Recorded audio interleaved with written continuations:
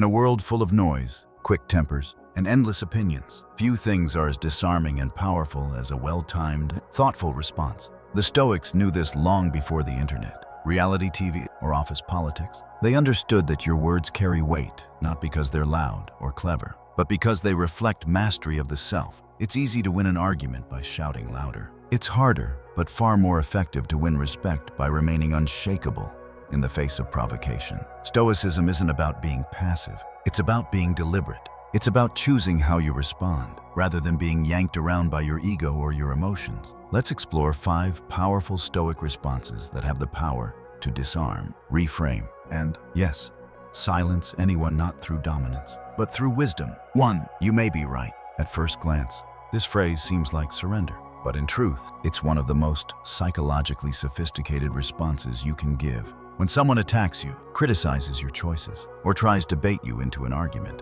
replying with, "You may be right," sends a signal they didn't expect. Calm detachment. What makes this response powerful is that it doesn't mean you agree. It means you refuse to engage at the level of ego. You're not validating their hostility, nor are you resisting it. You're transcending it. Epictetus, one of the most grounded voices in Stoic thought, taught that it's not events that disturb us, but our judgments about them. When someone insults you, the insult only stings if you believe it or feel the need to defend yourself against it. You may be right is a verbal shrug not of indifference, but of inner strength. It reflects the confidence of someone who knows their worth doesn't hinge on winning a verbal exchange. Moreover, this phrase often diffuses the aggressor. They expect a fight. They expect you to react, but instead, you offer equanimity. And in that moment, the power dynamic shifts. You've made it clear you are not controlled by their words, nor do you need their approval. This kind of verbal judo isn't passive, it's elegant restraint. And in many situations, it's the most intelligent way to preserve your peace and your dignity. 2. Let's look at the facts. This response cuts through emotional manipulation like a razor. In moments of conflict, it's easy to get swept up in feelings, assumptions, or personal attacks. But when you calmly say, "Let's look at the facts," you anchor the conversation back to what actually matters. This response is deeply Stoic because it reflects one of their core principles: focus on what is real, not what is dramatized. Marcus Aurelius often reminded himself to strip away embellishments and see things as they are, just the thing itself. As he put it, when you return to the facts, you remove the fog of emotion and create clarity. You also shift the tone. Facts are neutral. They don't yell. They don't accuse. They either support a position or they don't. And when you call for facts, you challenge the other person, not with aggression, but with reason. Can they back up their claim? Can they separate feelings from evidence? If they can, great, you've elevated the conversation. If they can't, you've exposed the weakness in their argument without having to raise your voice. This phrase is especially useful in professional settings, debates, or emotionally charged discussions where reason often takes a back seat. It signals maturity. It shows that you're not afraid of the truth, only of distortion. 3. I'll consider it. In a society that prizes quick comebacks and snap judgments, this phrase can feel strangely foreign, but its strength lies in its refusal to be rushed. When someone offers an opinion, advice, or even criticism, replying with, "I'll consider it," communicates openness without submission, receptivity without surrender. It's the verbal equivalent of stepping back to breathe. It shows that you are in control not just of your words, but of your process. And most importantly, it preserves your internal authority. You're not dismissing what was said, nor are you agreeing with it. You're saying, "I value thoughtfulness more than immediacy." This is especially powerful in situations where others expect a knee-jerk reaction when they push for your validation, your outrage, or your loyalty. By choosing not to react instantly, you avoid being manipulated by urgency or emotion. The Stoics would approve. They believed in acting from reason, not reflex. Seneca wrote that time reveals truth, and that decisions made in haste often lead to regret. I'll consider it as a wise delay. It gives you space to consult your values, assess your emotional state, and respond from alignment rather than impulse. This phrase also has a calming effect on others. When someone hears it, they feel heard but not indulged. It introduces a pause, and in that pause, tensions often de-escalate. In a culture of overreaction, the pause is power. 4. You're free to think that. Few responses are as liberating and as subtly assertive as this one. When someone criticizes you, questions your decisions, or makes assumptions about your life, replying with, "You're free to think that," sets a clear boundary. I don't need your agreement to validate my truth. This phrase doesn't argue. It doesn't defend. It doesn't explain. It simply acknowledges the other person's opinion as theirs, not as a fact, not as a verdict. This is classic Stoic thinking. Distinguish between what you control your perspective and what you don't.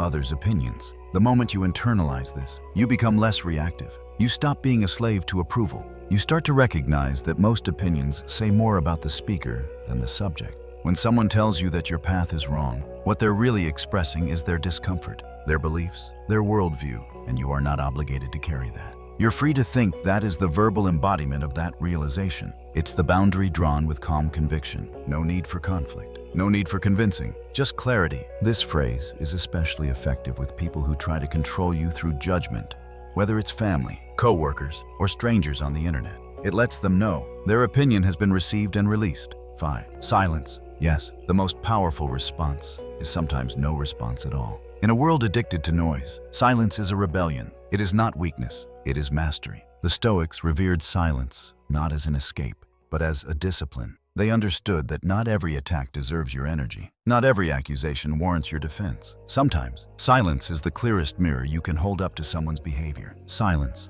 in the Stoic sense, is not avoidance. It's presence. It's choosing to hold your ground without needing to make a sound. It says, I do not grant you the power to disturb my peace.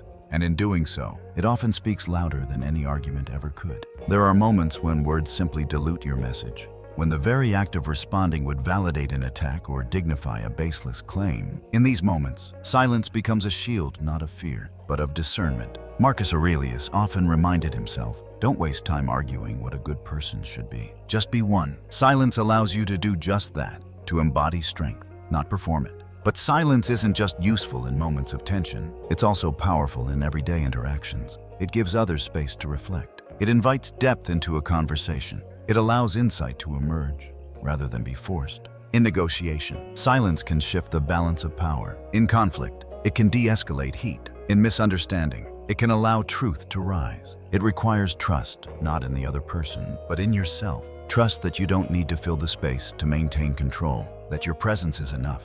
And perhaps most importantly, silence is the ultimate form of emotional sovereignty. It's the refusal to be baited, the decision to protect your focus, the choice to reserve your energy for what matters. The Stoics didn't teach these ideas so we could become cold or indifferent. On the contrary, they taught them so we could become free. Free from the tyranny of reactivity, free from the need to prove, free from the chains of ego and the illusions of control. Each of these 5 responses is more than a clever comeback. It's a portal into a deeper way of living, a life where power is quiet, wisdom is calm, and presence is everything. Let's briefly revisit them. You may be right. The art of detachment. Let's look at the facts. The clarity of reason. I'll consider it. The power of reflection. You're free to think that. The boundary of truth. Silence. The mastery of self. You don't need to memorize them all. Just start with one. Practice it. Use it the next time you feel your ego rising or your peace slipping. See how it shifts the energy. Watch what happens not just to the other person, but to you. Because Stoicism isn't about changing others. It's about becoming unshakable within yourself. It's not about silencing others with dominance.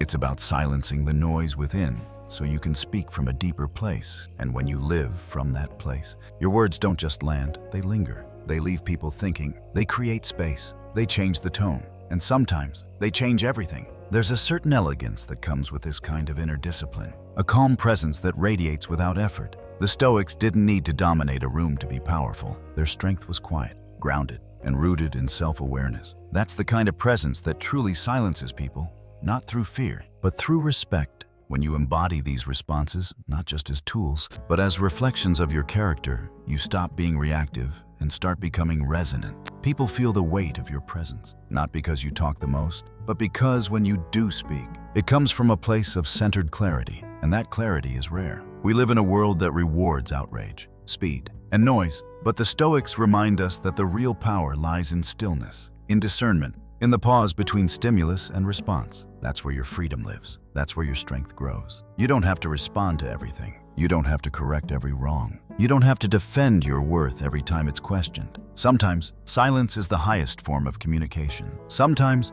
a simple "I'll think about it" is more powerful than a monologue. And sometimes, walking away says more than 1,000 carefully chosen words. The modern world desperately needs people like this, not louder people, but clearer ones, not more performers. but more practitioners of peace. You don't have to change overnight. Stoicism isn't about becoming perfect. It's about becoming principled, about having a few clear values that you return to again and again, especially when it's hard. So the next time you feel provoked, ask yourself, what would strength do here? Not reactive strength, but true strength. What would wisdom say not to win, but to clarify? What would the best version of me choose in this moment? And then pause, breathe, choose. That's where silence lives. That's where presence speaks. That's where Stoicism begins, not in theory, but in the moment. You decide to respond differently. You've now explored 5 Stoic responses, not as clever tricks, but as tools for mastering your inner world. Whether it's the calm of, you may be right, the grounded clarity of, let's look at the facts, the thoughtful pause of, I'll consider it, the boundary of, you're free to think that, or the profound weight of silence.